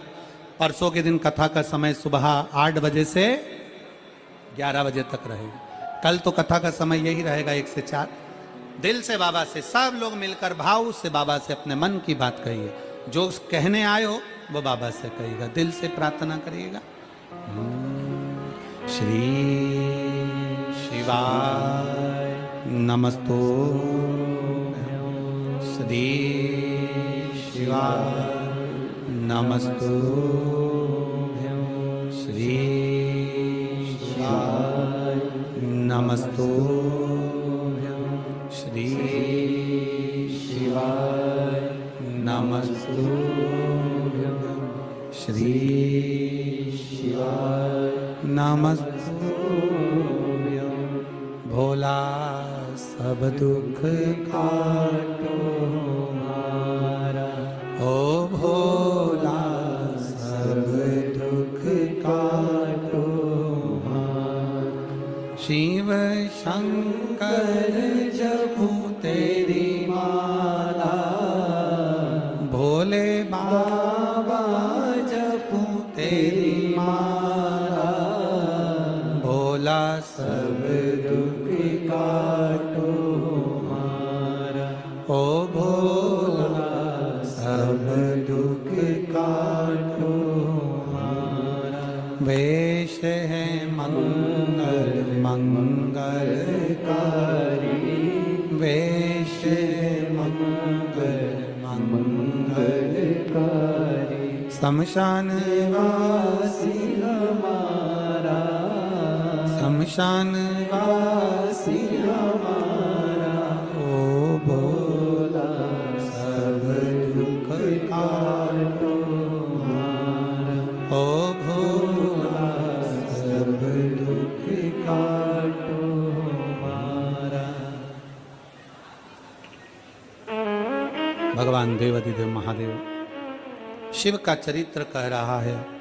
तारकासुर के बेटों ने 3 पुरियां बनाई, परंतु भगवान शंकर पशुपति नाथ बनकर उन तीनों का संहार कर दिया। शिव जी का नाम हो गया पशुपति नाथ। पशुपति व्रत क्या होता है इसको कल की कथा में स्मरण करेंगे अपन। भगवान शंकर की पावन कथा की ओर आगे बढ़ेंगे कल। और अभी सुंदर कार्तिकेय जी, गणेश जी, अशोक सुंदरी की झांकी का दर्शन आप और हम कर रहे हैं। एक बार जोरदार ताली बजाते शिव पार्वती के सुंदर रूप का दर्शन करें। कल कथा का 6ठा दिवस रहेगा। बड़े भाव से आप और हम सब 2 दिवसीय कथा हो रही है। कल का कथा का समय 1 बजे से 4 बजे तक ही रहेगा। कल कथा की शिवरात्रि का भी भाव रहता है। 24 दिसंबर से 30 दिसंबर तक पुराना धमतरी रोड, सेंज बाहर, रायपुर। आयोजक कमल जी देवांगन। दोपहर 2 बजे से 5 बजे तक रायपुर छत्तीसगढ़ से कथा का प्रसारण होगा।